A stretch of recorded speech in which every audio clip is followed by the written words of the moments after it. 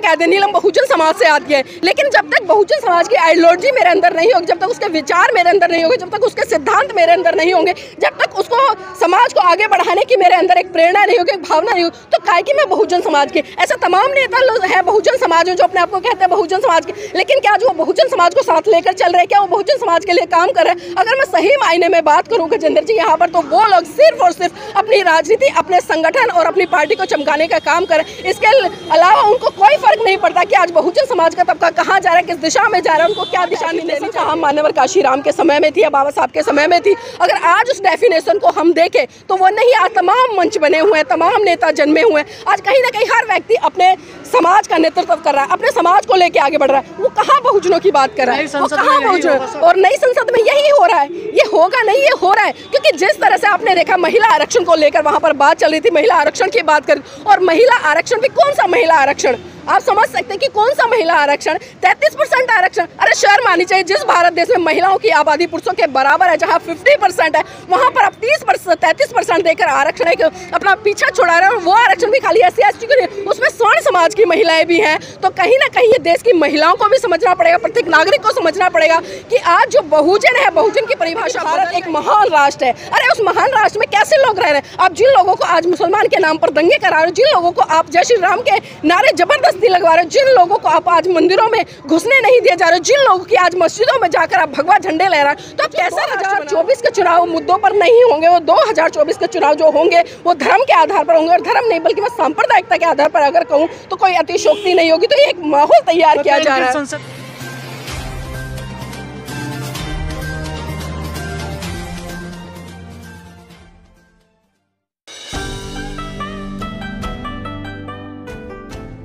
लोकतंत्र के इतने पवित्र मंदिर में जो व्यक्ति आतंकवादी, उग्रवादी, कटवे, मूल्य जैसे शब्दों से संबोधित करता हो, आप समझ सकते हैं कि आज भारतीय जनता पार्टी की मानसिकता किस तरफ जा रही है। क्योंकि कहीं ना कहीं अभी जिस तरह से नूह में जो दंगे हुए थे, वहां पर जिस तरह से साफ साफ कहा गया कि देश में यदि रहना होगा जय श्री राम कहना होगा, देश के गद्दारों को गोली मारो, सालों को जो मूल्य काटे जाएंगे तो राम राम चिल्लाएंगे। तो आज कहीं ना कहीं 2024 को लेकर जो एक माहौल गरमाया जा रहा है, क्योंकि जो नारे कल तक सड़कों पर लग रहे थे, आज वही नारे संसद में लग रहे हैं, उस पवित्र मंदिर में लग रहे हैं। तो शर्म आनी चाहिए। मैं तो कहूंगी कि मोदी जी को तुरंत रमेश बिदुड़ी जैसे आतंकवादी उस गुंडे को बर्खास्त करके पार्टी से बाहर कर देना चाहिए। लेकिन हम सभी जानते हैं कि ये नहीं करेंगे। आपने देखा होगा कि जिस तरह से पीछे हर्षवर्धन जी बैठे थे, जो दांत दिखा रहे थे, हंस रहे थे, मुझे तो समझ में नहीं आता कि आखिर ऐसे लोग किस तरह से जनता का प्रतिनिधित्व कर सकते हैं। और जिस तरह से हमने देखा कि जो बसपा के सांसद है, एक तरह से वो बेबस नजर आए वहां पर, क्योंकि कहीं ना कहीं 20 लाख जनता ने उन्हें चुनकर वहां पर भेजा है, वो 20 लाख जनता का प्रतिनिधित्व कर रहे हैं। लेकिन ये लोग जो कि भाजपा के हैं, जो कि RSS के गुंडे कहूंगी मैं इनको, क्योंकि आज ये भूल गए कि मानवीय अधिकार क्या है, या किसी व्यक्ति की जो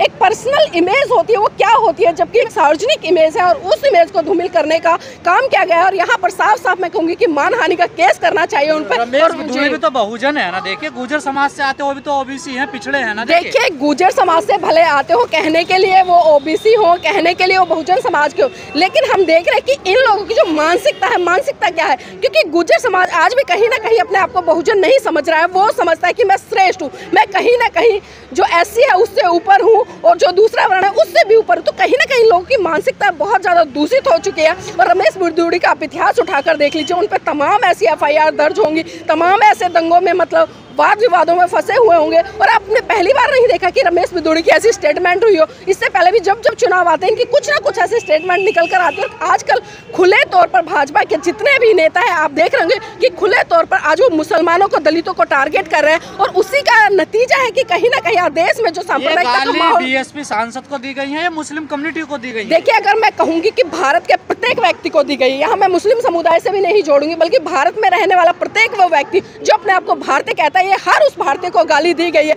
जिसमें कि मूल्य, कटवे और बहुत सारी तमाम ऐसी बातें मैं तो अपने शब्दों से मैं कह भी नहीं सकती। लेकिन ये सोचना पड़ेगा कि आज भारतीय जनता पार्टी के जो सांसद है किस दिशा में काम कर रहे हैं। और यहाँ पर मोदी जी को साफ साफ मैं ये कहना चाहूंगी कि ऐसे सांसदों को अपनी पार्टी से बाहर कीजिए, क्योंकि हम देख रहे हैं कि आपकी पार्टी में तमाम ऐसे लोग हैं जो बलात्कारी हैं, आतंकवादी हैं, रेपिस्ट हैं, वो भरे पड़े हैं। लेकिन विडंबना क्या है कि वो सिर्फ जय श्री राम के नारे बोल दे, अपने आप को हिंदुत्व का रक्षक कह दे, या अच्छे राष्ट्रवादी हो जाते हैं। लेकिन आज सोचना पड़ेगा कि आखिर किस दिशा में देश जा रहा है। खाली किसी एक मुस्लिम समुदाय को नहीं, बसपा सांसद को नहीं, बसपा पार्टी को नहीं, बल्कि ये गालिहार प्रत्येक भारतीय नागरिक को। राजनाथ सिंह ने माफी मांगी है। देखिए माफी मांगने से क्या होता है, पहले आप जूते मार दो फिर माफी मांग लो, ये तो पहले से ही रहा है ना। अभी आपने तमाम इस तरह के प्रकरण देखे होंगे कि भाजपा पार्टी के जो नेता हैं पहले वो बात करते हैं, मंचों से वो दलितों को अपमानित करने का काम करते हैं, मंचों से वो जो मुस्लिम लोग हैं उनको अपमानित करने का काम करते हैं, और फिर बाद में कहते हैं कि हमसे गलती हो गई, गलती से ये चीज़ें निकल गई, हमारी मंशा नहीं थी। अब ये बताइए गलती से ये चीज़ें क्यों निकलती है? क्योंकि ये चीज़ें गलती से नहीं निकलती हैं, इनके मन मस्तिष्क में कूट कूट कर भरी हुई है। और जो जातिवाद है या जो एक तरह से सांप्रदायिकता की जहर इन लोगों ने घोल रखा है पूरे देश में। मैं बार बार कह रही हूँ, चाहे मणिपुर की घटना लो या अभी जिस तरह से नूह की घटना हो, हमने लगातार देखा कि मुस्लिम भाइयों पर किस तरह से अत्याचार शोषण हुआ। और ये लोग दिखा रहे हैं कि जो 2024 के चुनाव मुद्दों पर नहीं होंगे, वो 2024 के चुनाव जो होंगे वो धर्म के आधार पर होंगे, और धर्म नहीं बल्कि मैं सांप्रदायिकता के आधार पर अगर कहूँ तो कोई अतिशोक्ति नहीं होगी। तो ये एक माहौल तैयार किया जा रहा है। संसदीय रद्द होगी, इनको इस्तीफा देना पड़ेगा संसद से। देखिए गजेंद्र जी, ये पहली बार नहीं हुआ है, हम कितना ही चिल्ला लें कि इनकी सदस्यता रद्द होनी चाहिए। आपने देखा संजय सिंह ने मणिपुर पर बोला तो उनको बाहर कर दिया गया, राघव चड्ढा ने बोला उनको बाहर कर दिया गया, एक सांसद और इनको बाहर कर दिया गया, राहुल गांधी ने बोला उनको बाहर कर दिया गया। 2 साल तक जिस तरह से आपने देखा जो प्रकरण चला, लेकिन अभी भाजपा के सांसद जिस तरह से रमेश बिधूड़ी ने खुले शब्दों में कहा है, और जो उनके शब्द है वास्तव में बहुत ही निंदनीय है, लेकिन अभी तक पार्टी की तरफ से कोई भी संज्ञान लिया नहीं गया। और जब हम सोच रहे हैं कि सदस्यता रद्द हो गया, कर देनी चाहिए, ऐसा बिल्कुल भी नहीं होगा कि तमाम ऐसे घटना कहां से लाते हैं ये लोग। देखिए ये लोग नफरती है, जिस तरह से नफरती माहौल इन लोगों ने पूरे देश में बना रखा है। आज आप अगर सड़कों पर भी निकले, सड़कों पर आपको एक आम गुंडा मवाली इस तरह की भाषा यूज करता भी नहीं मिलेगा जिस तरह की भाषा संसद में इस्तेमाल हो रही है। और ये पहली बार नहीं हो रहा है, क्योंकि खुले तौर पर इन लोगों को शय दी जा रही है शासनिक रूप से, प्रशासनिक रूप से, कि आप खोलिए आपके पीछे हम खड़े हैं, आप बोलिए स्वतंत्र रूप से हम आपके पीछे खड़े हैं, अगर कोई ऐसी घटना होती है तो हम आपके साथ में। वरना ये देखिए, अगर किसी व्यक्ति को शय ना हो तो उसकी हिम्मत होगी कि एक सांसद को जो कि 20 लाख जनता का प्रतिनिधित्व करता है, एक लोकतंत्र में बहुत बड़े मंदिर में बैठा है, उसके लिए आप आतंकवादी जैसे उग्रवादी जैसे शब्दों से संबोधित करते हैं, तो बहुत ही शर्मनाक है। बिल्कुल बिल्कुल, मैंने कहा ना मुल्ले कटोरे जैसे। और बाहर देख लूंगा, ये बाहर देख लूंगा क्या है। मैं तो कह रही हूँ शायद ये हो सकता है ये कह रहे कि ये इनके जीजा हैं, क्योंकि भारतीय जनता पार्टी में जितने भी बड़े बड़े नेता हैं, आरएसएस में जितने बड़े बड़े नेता हैं, सबके जो दामाद है वो मुसलमान है। तो शायद हो सकता है कि मजाक में भी कह रहे हो रमेश बिधूड़ी कि जीजा जी कोई बात नहीं, यहाँ कह दिया मैंने, बाहर देख लूंगा। तो ये हमें समझना पड़ेगा कि इन लोगों की मानसिकता किस दिशा में है। और ये लोग जो लगातार हिंदू राष्ट्र की बात कर रहे हैं, भारत को हिंदू राष्ट्र बनाने की तरफ बढ़ रहे हैं, तो ये भूल जाए कि भारत था ना, वो हिंदू राष्ट्र बनेगा ना वो इंडिया। अरे ये दलित आज हमारे सामने बोल रहे, कल तक जो हमारे पैर की जूती थे, कल तक जो हमारे घरों में सफाई करते थे, उनका प्रमोशन करके कहां से कहां पहुंचा दिया जाता है। तो आप देखते रहिए, रमेश बिधूड़ी तो एक कुख्यात नाम है। मैं कुख्यात इसलिए बोल रही हूँ क्योंकि ये पहली बार ऐसा नहीं हुआ कि रमेश बिधूड़ी ने इस तरह के बयान दिए। अब किसान को भी गाली दी, जिस तरह से शाहीन बाग का जो आंदोलन चला मुसलमानों को, उसमें भी तमाम इस तरह की स्टेटमेंट आपने रमेश बिधूड़ी की तरफ से सुनी होंगी। तो ये पहली बार नहीं, और प्रमोशन तो इनके लगातार इन्हीं आधार पर होता है कि जो जितना मुसलमानों को गाली देगा, जो जितना दलितों के प्रति जहर उगलेगा, जो जितना दलितों को लेकर कहीं ना कहीं ऐसी बयानबाजी करेगा कि दलित प्रताड़ित हो, अपमानित हो, ऐसे लोगों का लगातार प्रमोशन होगा। और अब इंतजार है, अब देखिए कि रमेश बिधूड़ी को कहां से कहां पहुंचाया जाता है। भारत था और भारत ही रहेगा। आप कितने भी सांप्रदायिकता के जहर घोलते रहे, उससे काम नहीं चलेगा। जिस तरह से एक मुसलमान को दिन दहाड़े गोली मार दी, और ट्रेन में जिस तरह से जो हमला किया गया, 4 लोग वहां पर मारे गए। उसके बाद में आपने जिस तरह से अभी जो नूह में हुआ, उसके बाद में अभी दिल्ली में जिस तरह से हुआ, जिस तरह से अभी दिल्ली में पीछे एनसीआर का जो मामला चला था, सीए चला था, उस समय किस तरह के मतलब नारे लग रहे थे भाजपा के तमाम सांसद, चाहे वो कपिल मिश्रा हो या अन्य व्यक्ति हो, किस तरह से रोडों पर निकल कर मतलब जो मुसलमान उनके मुर्दाबाद के नारे लग रहे थे। इस देश में रहना होगा तो जय श्री राम कहना होगा, भारत माता की जय कहना होगा। तो मैं पूछना चाहती हूँ कि इस भारत देश में रहने वाले लोग क्या वो जय श्री राम कहेंगे तभी वो भारत में रहेंगे? अरे आप भूल रहे हैं कि भारत एक धर्मनिरपेक्ष राज्य है, और इस देश में प्रत्येक व्यक्ति को अपनी आज़ादी से नारे लगाने का अधिकार है। प्रत्येक व्यक्ति को अपने आधार से, अपने अनुसार धर्म को मानने की जो अनुमति है वो है। लेकिन आज भारतीय जनता पार्टी के तमाम नेता और तमाम, मैं कहूँगी कि खासकर ये आरएसएस की सह पे पलने वाले जितने भी गुंडे हैं, इनकी सबकी सदस्यता रद्द कर देनी चाहिए और इनको संसद के बाहर का मुंह दिखाना चाहिए।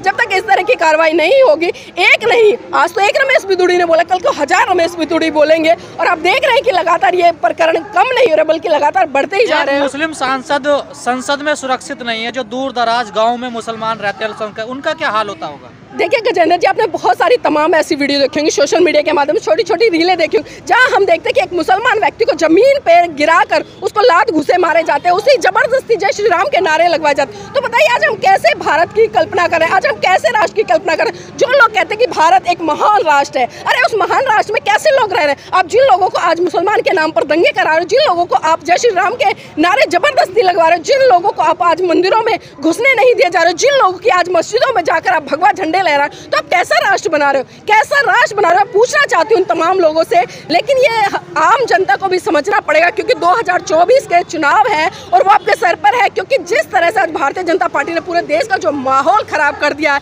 इस माहौल को आपको समझना पड़ेगा कि ये माहौल क्यों खराब किया जा रहा है। और एक एक वोट ईमानदारी से आप उस पार्टी को दीजिए जो आपके लिए अच्छा काम करे, आपके हित में रहकर काम करे, और जो देश में एक शांति भाईचारा स्थापित करके इस देश को, इस राष्ट्र को आगे बढ़ाने के लिए काम करे, ना कि इस देश में हिंदू मुसलमान कह रहे हैं मैं पूरी रात सो नहीं पाया हूं, मैं इस्तीफा दे दूंगा। बड़े भावुक हो रहे हैं, आंसू निकल रहे हैं उनके। देखिए दानिश अली जी का वीडियो मैंने भी देखा। मैं दानिश अली जी से कहना चाहूंगी, दानिश अली जी, इन जैसे 2% के नेताओं के बयानों से आपको घबराने की जरूरत नहीं है, क्योंकि ये नेता तैयार किए जाते हैं आप जैसे लोगों की जो मानसिक पीड़ा है उसको कहीं ना कहीं कुरेदने के लिए। और जिस तरह से इन्होंने जो शब्द आपके लिए कहे हैं, वो शब्द आपके लिए बल्कि प्रत्येक उस भारतीय के लिए जो व्यक्ति इस देश में रहता है। तो इन जैसे लोगों के शब्दों से आप ना घबराएं और आगे बढ़े, क्योंकि आपको 20 लाख जनता ने आपको चुनकर भेजा, आप उनका प्रतिनिधित्व करें, ना कि 2% के भारतीय जनता पार्टी के नेता रमेश बिधूड़ी का कर रहे हैं। और ऐसे तमाम नेता आते हैं जो समय समय पर इस तरह का बयान देते हैं। देखिए आपके जो प्रति जो संवेदनाएं हैं मेरी,